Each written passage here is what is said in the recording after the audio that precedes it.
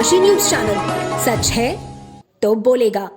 नमस्कार, Dane Kashi news में आप सभी का स्वागत है। मैं हूं स्नेहा सोनी आपके साथ। चलिए बढ़ते हैं आज की खबरों की ओर। रानी भवानी ट्रस्ट के तरफ से निर्धन एवं असहाय लोगों को भीषण ठंड से राहत दिलाने के लिए कंबल वितरण किया गया। निर्धन एवं असहाय लोगों को भीषण ठंड से राहत दिलाने के लिए रानी भवानी अनाउंसमेंट ट्रस्ट के तत्वावधान में रविवार को पांडे घाट स्थित मंदिर परिषद में आयोजित समारोह में जरूरतमंद लोगों को कंबल का वितरण किया गया। इस अवसर पर मुख्य अतिथि पुलिस क्षेत्राधिकारी अवधेश कुमार पांडे के कर कमलों द्वारा 175 लोगों को कंबल दिया गया और इस अवसर पर मुख्य अतिथि ने कहा कि गरीबों की सेवा करना सबसे बड़ा पुण्य का काम होता है। जी, आज के प्रोग्राम के बारे में क्या कहना चाहेंगे अपनी तरफ से? आज ये रानी भवानी ट्रस्ट में माँ काली और माँ तारा के मंदिर में जो ट्रस्ट के लोग हैं उनके द्वारा एक कंबल वितरण का कार्यक्रम आयोजित किया गया है, जिसमें निर्बल और जो निर्धन व्यक्ति हैं उनको कंबल वितरण किया जा रहा है। ये कार्यक्रम इनका काफ़ी समय से, प्राचीन समय से चल रहा है, बहुत पहले से कार्यक्रम चलता है, जिसके लिए हम सभी लोग इनके प्रति अपना आभार व्यक्त करते हैं और ये कार्यक्रम अनुरत चलता रहे, इसकी मंगल कामना करते हैं। कुल कितने लोगों को कंबल वितरण किया गया? 200 लोगों को कंबल वितरण किया गया है। रानी भवानी एंडोमेंट स्टेट का ट्रस्टी सदस्य हूँ। जी, ये जो कार्यक्रम आप करा रहे हैं ये कितने वर्षों से लगातार होता आ रहा है? ये कुल हमारे इस संस्था जो 1752 की स्थापित है, लेकिन ये कार्यक्रम हमारा 30 वर्ष से चला रहा है और वो ये रटंती पूजा के उपलक्ष्य पर होता है,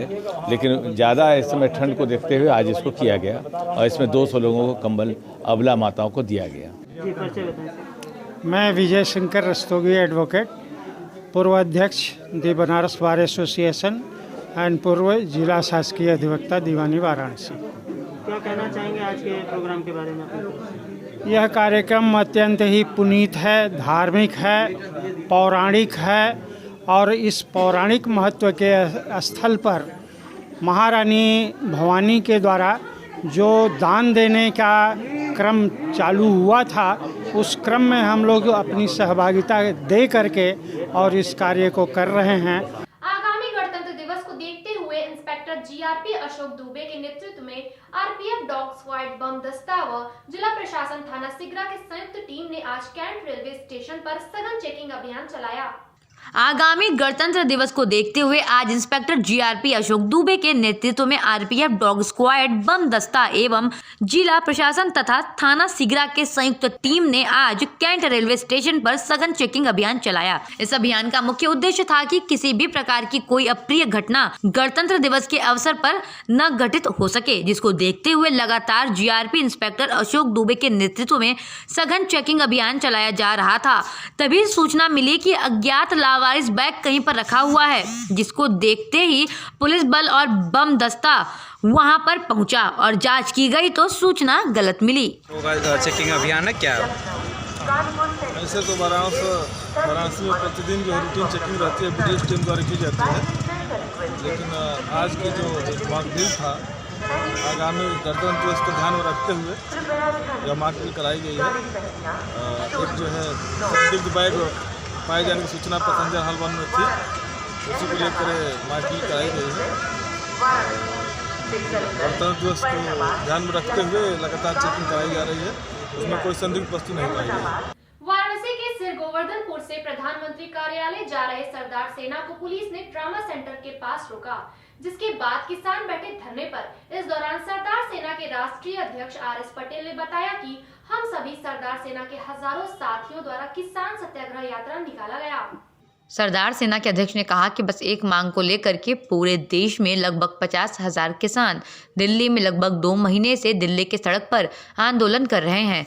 हमारी मांग है कि एमएसपी गारंटी कानून प्रधानमंत्री नरेंद्र मोदी लागू कर दें, क्योंकि हम बनारस के लोग हैं और यही मांग करने आए हैं कि नरेंद्र मोदी, आप बनारस के सांसद हो और आपका कानून आप जानो, लेकिन एमएसपी गारंटी कानून आप हमें दे दीजिए।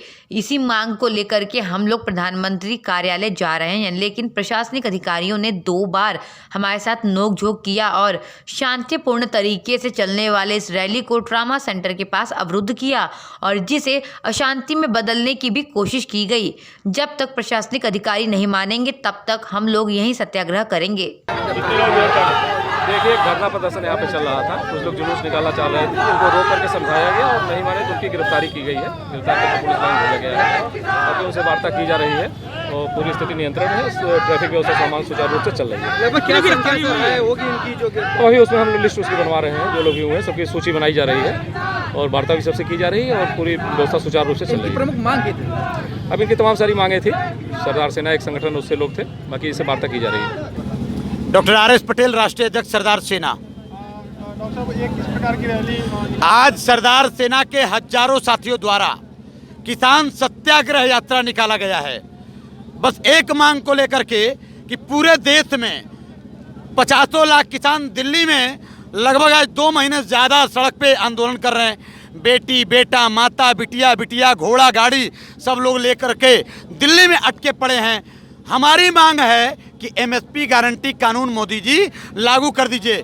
चूँकि हम बनारस के लोग हैं, ये बनारस के 20,000 लोग आए हैं, यही मांग करने आए हैं कि मोदी जी आप बनारस के सांसद हो, आपका कानून आप जानो, लेकिन हमें एमएसपी खरीदी गारंटी कानून दे दो। वो मांग करने इनके कार्यालय जा रहे हैं। वाराणसी में समाजवादी पार्टी के कार्यकर्ताओं ने जिला मुख्यालय पर एक सभा का आयोजन किया, जिसमें उन्होंने आगामी 26 जनवरी को होने वाले विशाल रैली को लेकर अपनी रूपरेखा तैयार की है। पार्टी के मुखिया अखिलेश यादव के आह्वान पर आगामी 26 जनवरी पर समाजवादी कार्यकर्ताओं का प्रदेश व्यापी जिला मुख्यालय पर धरना प्रदर्शन होगा। ज्ञात हो कि पार्टी के मुखिया अखिलेश यादव के आह्वान पर आगामी 26 जनवरी पर समाजवादी पार्टी के कार्यकर्ताओं का प्रदेश व्यापी जिला मुख्यालय पर धरना प्रदर्शन होगा। ये धरना प्रदर्शन किसान विरोधी 3 बिलों के खिलाफ होगा। ज्ञात हो कि लगातार इस बिल का विरोध सारी पार्टियां कर रही हैं। यही नहीं, खुद कोर्ट ने भी इस बिल पर फिलहाल रोक लगा दी है। अब देखने वाली बात ये होगी कि आगामी 26 जनवरी पर समाजवादी पार्टी के कार्यकर्ताओं द्वारा होने वाले इस रैली एवं धरना प्रदर्शन को जिला प्रशासन किस प्रकार से देखती है। जी, किस प्रकार का कार्यक्रम?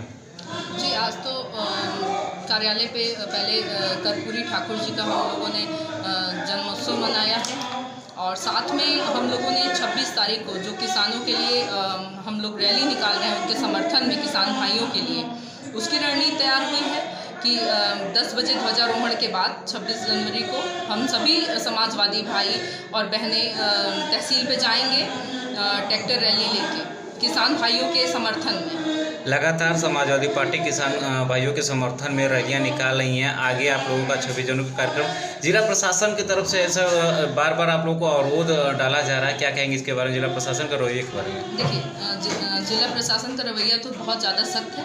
वो जिला प्रशासन तो वैसे भी विपक्ष के लिए अपराधियों जैसा व्यवहार कर रही है और रहा बात 26 तारीख की रैली के लिए, तो वो हमारे परम आदरणीय परम श्रद्धेय राष्ट्रीय अध्यक्ष अखिलेश यादव जी का जब आदेश आ गया है तो हम छोटे सिपाही समाजवादी पार्टी के एकदम नहीं पीछे रुकेंगे, ना हम लोग के पैर रुकेंगे। हम सब चलेंगे तहसील पर और विरोध दर्ज कराएंगे और किसान भाइयों के समर्थन में हम खड़े रहेंगे।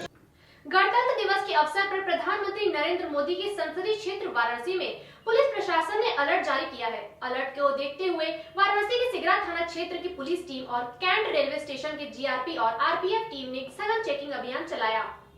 दरअसल कानपुर प्रयागराज के बाद कल वाराणसी के जीएचपी मॉल में बम की सूचना के साथ ही गणतंत्र दिवस को लेकर के पुलिस प्रशासन बेहद सतर्क है। इसी कड़ी में गणतंत्र दिवस के अवसर पर अलर्ट जारी होने के बाद वाराणसी के सिगरा थाना क्षेत्र की पुलिस ने रोडवेज, कैंट रेलवे स्टेशन और स्टेशन के बाहर होटलों में चेकिंग अभियान चलाया। इस चेकिंग अभियान में बम स्क्वाड के साथ डॉग स्क्वाड की टीम भी और रेलवे की जीआरपी एवं आरपीएफ की टीम भी मौजूद रही। चेकिंग अभियान को लेकर के चेतगंज थाना क्षेत्र के क्षेत्राधिकारी नितेश कुमार सिंह ने बताया कि गणतंत्र दिवस के अवसर पर अलर्ट जारी होने के बाद सभी अति संवेदनशील स्थानों पर चेकिंग अभियान चलाया जा रहा है। सघन चेकिंग अभियान चल रहा है 26 जनवरी को मद्देनजर, किस तरीके का अभियान, क्या ये 3 दिनों तक पूरा जारी रहेगा? जी, आगामी 26 जनवरी के गणतंत्र दिवस को देखते हुए जो महत्वपूर्ण स्थल हैं, खासतौर पे बस अड्डे, रेलवे स्टेशन, होटल, लॉज और भी जो हमारे प्रमुख चौराहे हैं, वहाँ की हम बीडीएस टीम के साथ, अपने रेलवे के स्टाफ के साथ और अपने थाने की टीम के साथ पूरी चेकिंग अभियान में लगे हुए हैं। और हमारा पूरा उद्देश्य है कि जो हमारा आगामी गणतंत्र दिवस है पूरी तरीके से सुरक्षित रूप से मनाया जाए और किसी प्रकार की कोई भी अवैध गतिविधि न संचालित की जाए। अगर कोई इसमें पाया जाता है उसके खिलाफ आवश्यक विधिक कार्रवाई की जाएगी। धर्म और आध्यात्म की नगरी काशी के सारनाथ में जहां देश के पर्यटक भ्रमण करने आते हैं, वहीं सारनाथ में सार्वजनिक शौचालय की टंकी फटने से पूरा वातावरण प्रदूषित हो गया है। यह शौचालय मृग मंदिर के पास है। स्थानीय लोग यह प्रशासन की बहुत बड़ी लापरवाही बता रहे हैं। कोविड-19 को देखते हुए लोग काफी सतर्क रह रहे हैं। वहीं दूसरी तरफ सारनाथ चौराहे पर सार्वजनिक शौचालय की टंकी फट जाने से पूरा वातावरण प्रदूषित हो गया है। स्थानीय लोग इसे प्रशासन की बहुत बड़ी लापरवाही बता रहे हैं और ये शौचालय 1990 में 45 लाख रुपए की लागत से बनकर के तैयार हुआ था। इस घटना पर वही सतीश कुमार राय ने बताया कि ये प्रशासन की बहुत बड़ी लापरवाही है। यहाँ पर कोई देखभाल करने वाला ही नहीं है और ना ही कोई देखने आता है।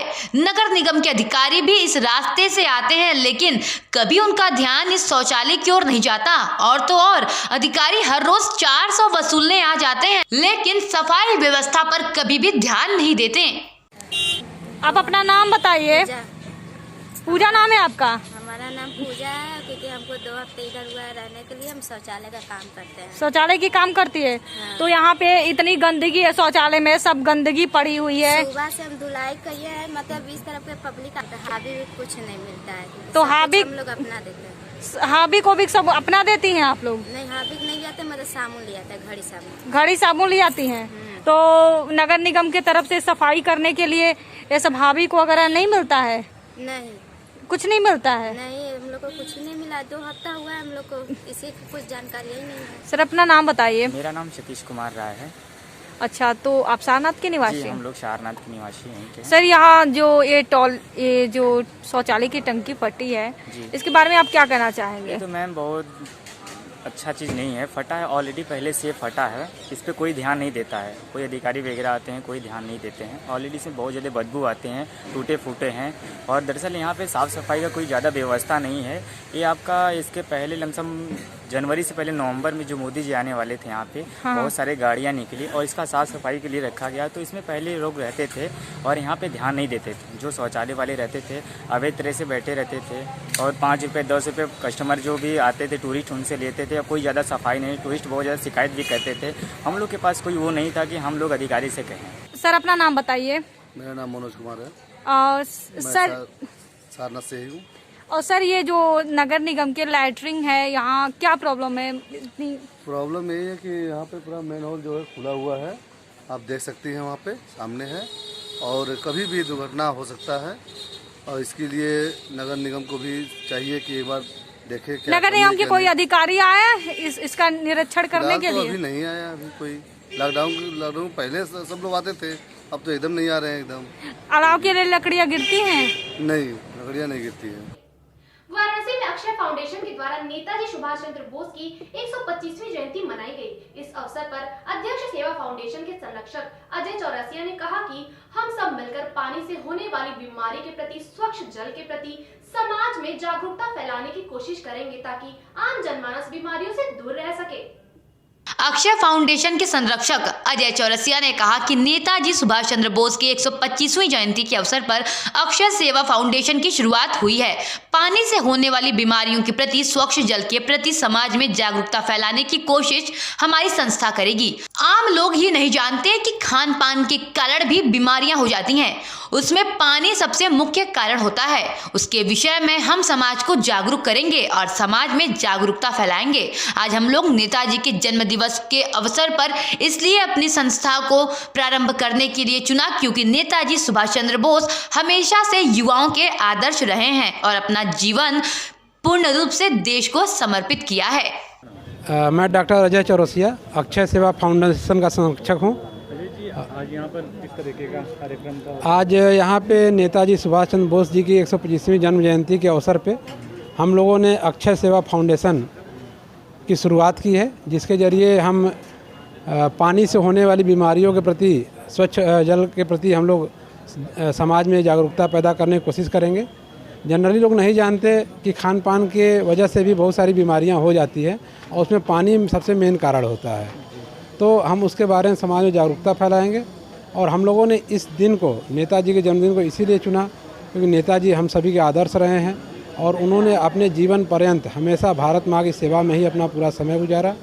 और हम लोग इस सेवा फाउंडेशन के तहत प्रतिवर्ष 21 बालिकाओं को हम लोग शिक्षा का भी उनका प्रबंधन करेंगे, खास करके व्यवसाय से जुड़ी शिक्षा हम उनको प्रदान करेंगे ताकि वो आगे चल के अपने घर परिवार के काम में ला सके।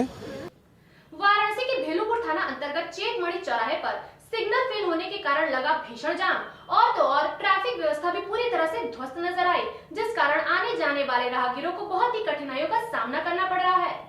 सिग्नल हुआ फेल, जाम के जाम से चेतमढ़ी चौराहे पर लोग हुए परेशान, ट्रैफिक पुलिस रही मौन। अभी 2 दिन पहले ही गोदोलिया चौराहे पर खुद एसपी ट्रैफिक गाड़ियों की चेकिंग में लगे हुए थे। नंबर प्लेटों को लेकर के 4 व्हीलर के ब्लैक फिल्म को उतारते हुए वो नजर आए, लेकिन अगर बात की जाए जाम की समस्या से निजात की तो यहाँ पर ट्रैफिक प्रशासन पूरी तरह से फेल नजर आई और पूरी व्यवस्था ध्वस्त देखने में आ रही है। हम बात कर रहे हैं वाराणसी के चेतमढ़ी चौराहे की, जहां घंटों लगे जाम से लोग परेशान रहे और उनके परेशानी का कारण केवल ट्रैफिक प्रशासन का फेल होना रहा।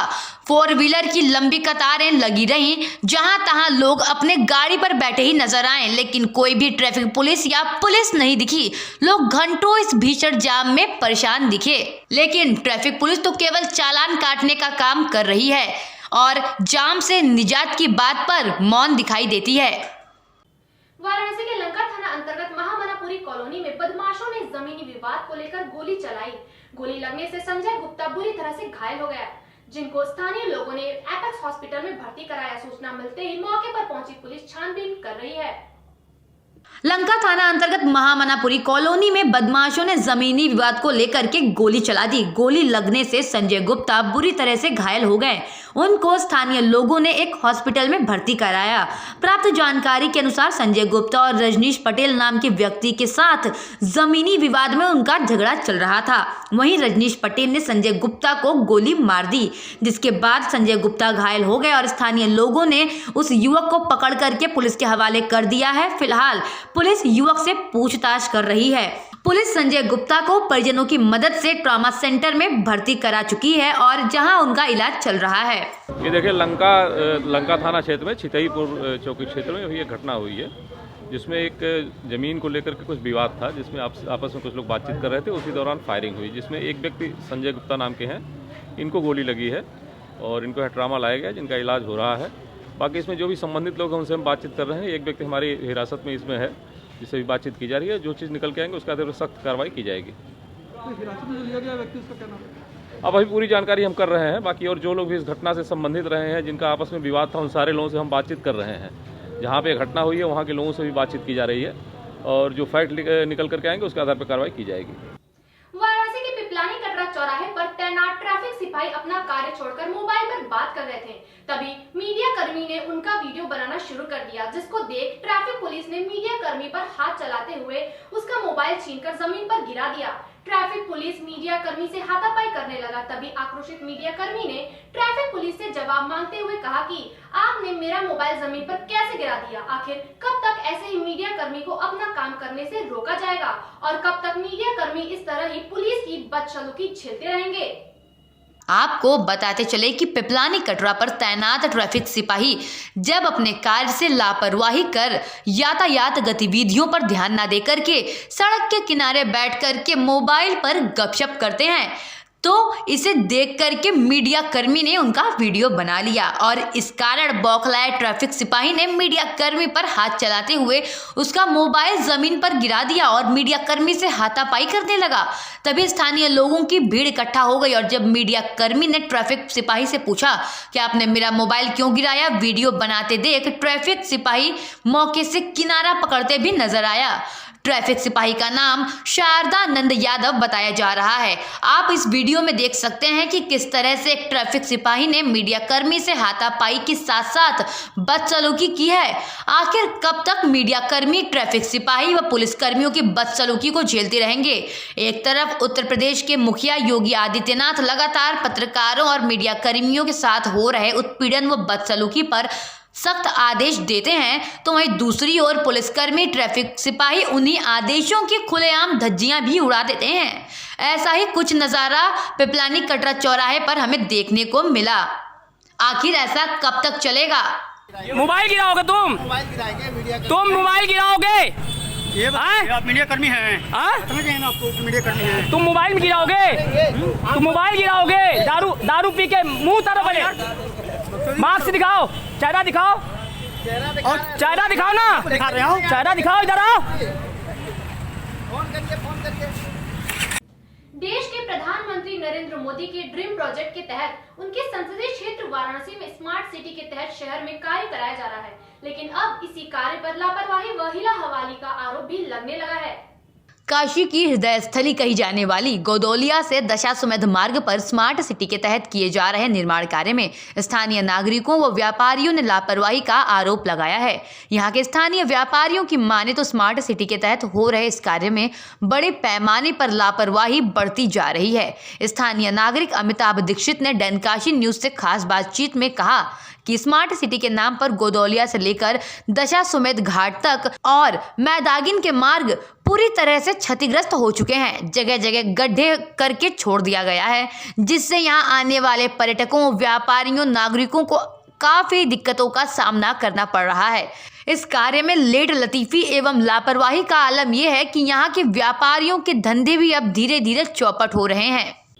वाराणसी के रामनगर में पराक्रम दिवस के रूप में सामाजिक संस्था अभिनव विचार मंच के तत्वाधान में नेताजी सुभाष चंद्र बोस की जयंती मनाई गई, जिसमें मुख्य अतिथि संस्कृत विश्वविद्यालय के कुलपति प्रोफेसर राजा राम शुक्ल ने सुभाष चंद्र बोस की तस्वीर पर माल्यार्पण कर दीप प्रज्वलित कर समारोह का उद्घाटन किया। नेताजी सुभाष चंद्र बोस के जयंती पर आयोजित कार्यक्रम में मुख्य अतिथि संस्कृत विश्वविद्यालय के कुलपति प्रोफेसर राजा राम शुक्ल ने सुभाष चंद्र बोस की तस्वीर पर माल्यार्पण कर दीप प्रज्वलित कर समारोह का शुभारंभ किया, जिसमें मुख्य वक्ता के रूप में प्रोफेसर श्रद्धानंद ने नेताजी सुभाष चंद्र बोस के जीवन पर प्रकाश डाला, तो किशोर न्याय बोर्ड की सदस्य रीता जायसवाल ने एक कविता के माध्यम से सुभाष चंद्र बोस को एक अथक योद्धा बताया। कार्यक्रम की अध्यक्षता अमूल चंद्र सिन्हा ने किया तथा अभिनव विचार मंच के अध्यक्ष जगदीश सिंह मुख्य अतिथि को पुष्पगुच्छ दे करके उनका स्वागत किया, जबकि एडवोकेट त्रिलोकीनाथ ने अतिथियों का माल्यार्पण कर उनका स्वागत किया। तो वहीं संस्था के अध्यक्ष जगदीश सिंह ने अतिथियों को स्मृति चिन्ह एवं अंग वस्त्रम देकर उन्हें सम्मानित किया। इस अवसर पर सत्येंद्र सिंह पिंटू, सर्वेंद्र विक्रम, लक्ष्मेश्वर शर्मा इत्यादि उपस्थित रहे। हम लोग वहीं बैठ के नाश्ता भी करते हैं, मान लें तो कैसा रहेगा। जी जी जी उत्तर प्रदेश में इसकी जो छात्रावास है उसकी मैं संचालिका संस्थापिका हूँ। जी जी वनवासी लड़कियों की शिक्षा का कार्य पिछले 30 वर्षों से हम अपनी टीम के साथ देख रहे हैं। जी, अभिनव विचार मंच से अभिनव सम्मान पाकर आपको कैसा लगा? निश्चित समाज से जब सम्मान मिलता है जी जी तो वो एक ताकत पूरे समाज के साथ साथ देश को देता है और वो ताकत स्वयं के लिए बहुत प्रेरक होता है, क्योंकि जब हम अपने सम्मान के प्रति जागरूक होते हैं तभी हम समाज के लिए कुछ कर पाते हैं। इसलिए अभिनव विचार मंच जो 30 वर्षों से आज तक 30 वर्षों से 76 से काम कर रहे हैं, विशेष रूप से शिक्षा और स्वास्थ्य का जो आपने संबल और समाज को जागरूक किया बच्चों को, ये बहुत ही पुण्य कार्य है, बहुत ही महत्वपूर्ण कार्य है समाज के लिए। इसके लिए मैं बहुत बहुत बधाई देती हूँ और भगवान से यही कहती हूँ कि ये अभिनव विचार मंच हमेशा शिक्षा के क्षेत्र में अग्रणी भूमिका निभाए। अमूल्य चंद सिन्हा जी, आप सुभाष चंद्र बोस की आज जयंती मना रहे हैं, उस पर कुछ अपने विचार व्यक्त कीजिए डैनकाशी से। हम क्या विचार व्यक्त करें, हम लोगों की तो प्रेरणा, हम लोग के आदर्श जी हमारे माननीय नेताजी सुभाष चंद्र बोस हैं।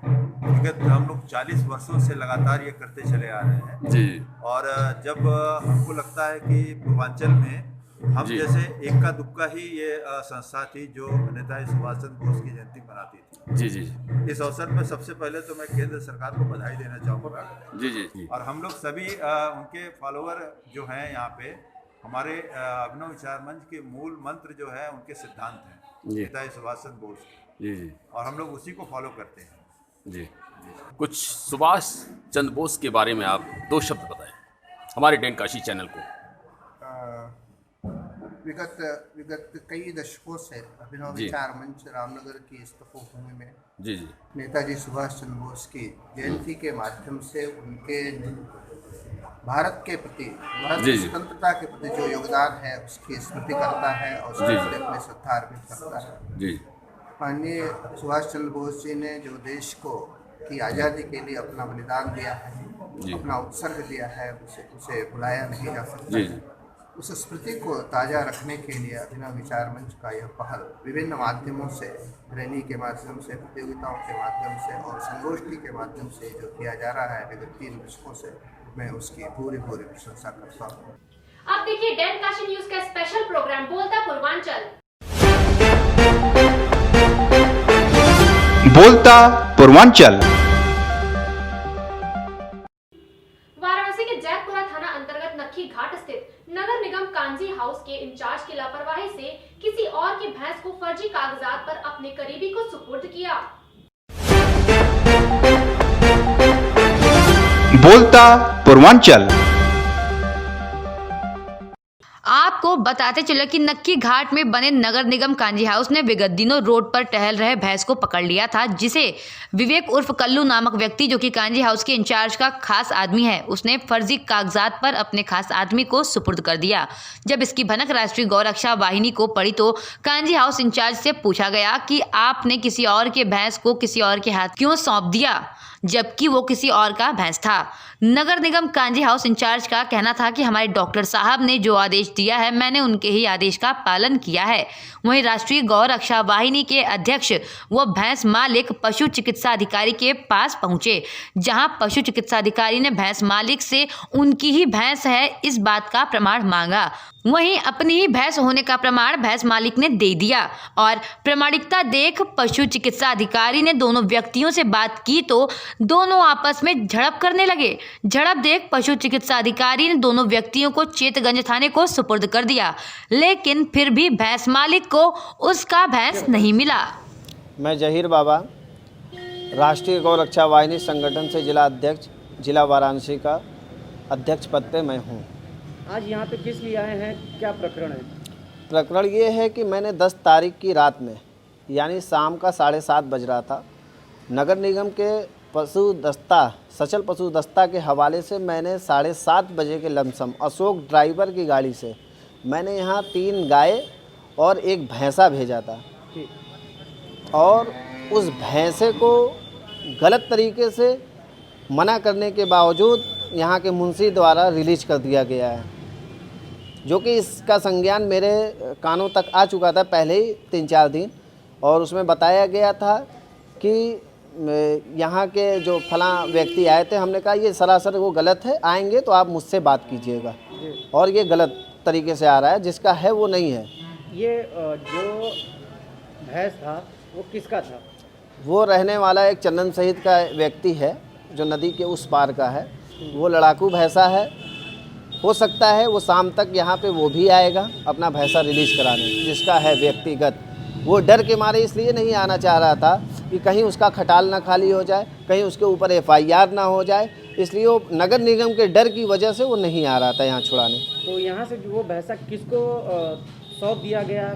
यहाँ के इनका कहना है, यहाँ के मुंशी द्वारा रिलीज किया गया है। मुंशी का कहना है कोई कल्लू नाम का व्यक्ति है, जो कि मुंशी का कहना है कि आधार कार्ड व एफिडेविट के साथ मैं छोड़ता हूँ। डॉक्टर साहब के लिखित के बावजूद, यहाँ डॉक्टर साहब के लिखने के बावजूद भी सिर्फ एफिडेविट पे छोड़ दिया गया है, आधार कार्ड प्रूफ के तौर पे नहीं लिया गया। अब ना जाने वो आधार कार्ड किसका है, वो एफिडेविट किसका है, सॉरी आधार कार्ड नहीं एफिडेविट।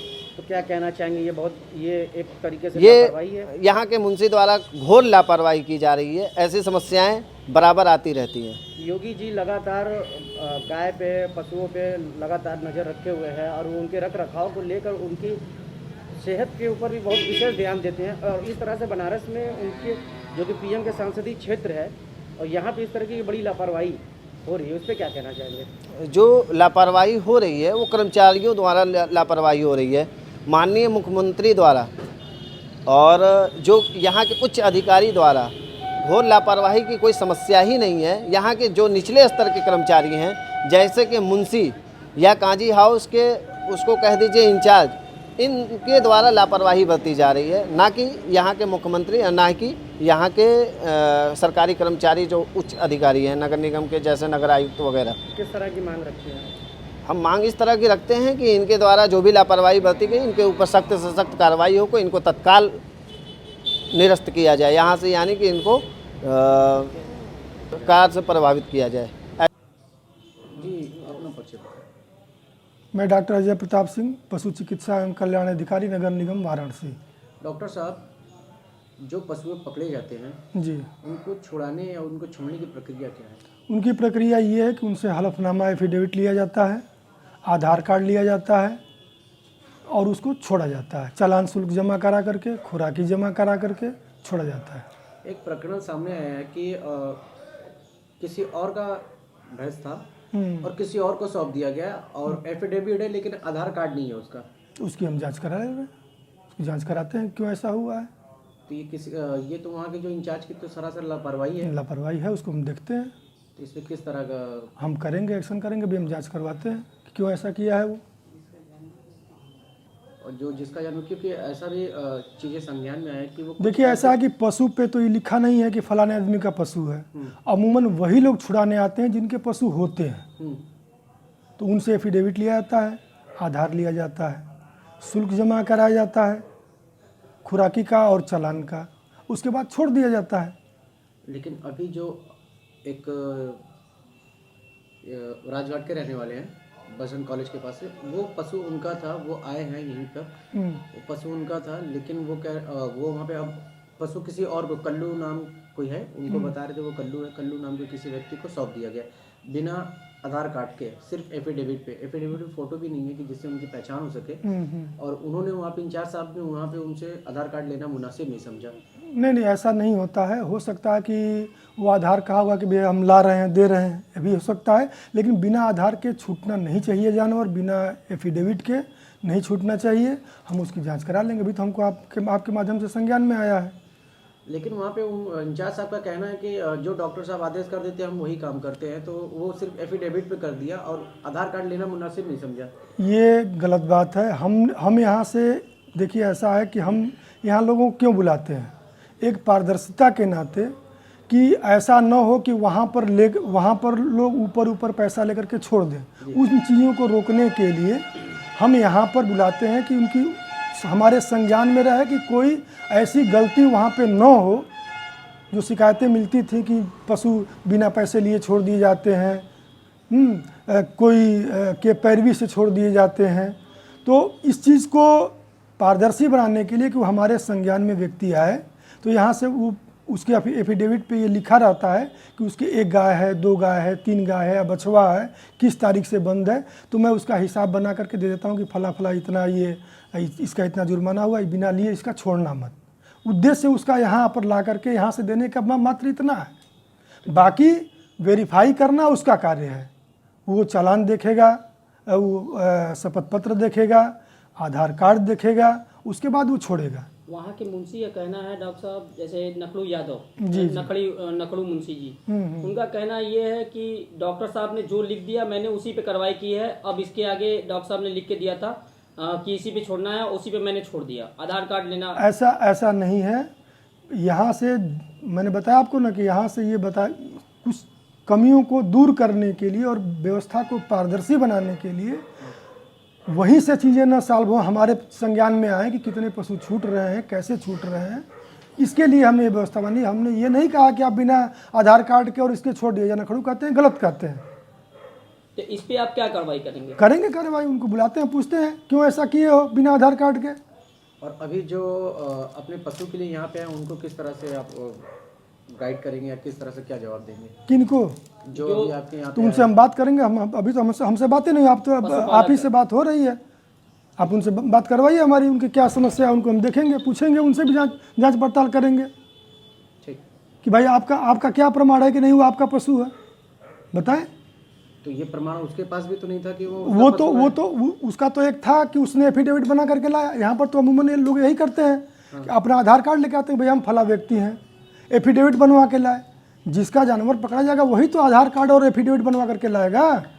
कि कोई और व्यक्ति को क्या आवश्यकता पड़ी है कि हम चले वो जानवर वहाँ से छुड़ा करके लाएं। तुम छोड़े हो अपने मन से, ठीक है। अभी गाड़ी का हवाला मुझे मत दो, द्विवेदी जी के यहाँ हम डॉक्टर साहब से भी हम साबित कर देंगे ना। डॉक्टर साहब से भी हम पूछ ले रहे हैं कि उस पशु को किसने लाया है। मैं वहाँ से लदवा के भेज, इधर आओ यार। आया तो कौन भेजा था? हमें नहीं मालूम, हमारे गाड़ी से आया था, हमारे यहाँ एंट्री था, ठीक है। और एफिडेविट बनवाया, रिकॉर्डिंग करो। हमारे गाड़ी से आया था, ठीक है, और हमारे यहाँ डर था। एफिडेविट ले बनवा के लाया, डॉक्टर साहब से आदेश करके हमने। बोलता पूर्वांचल।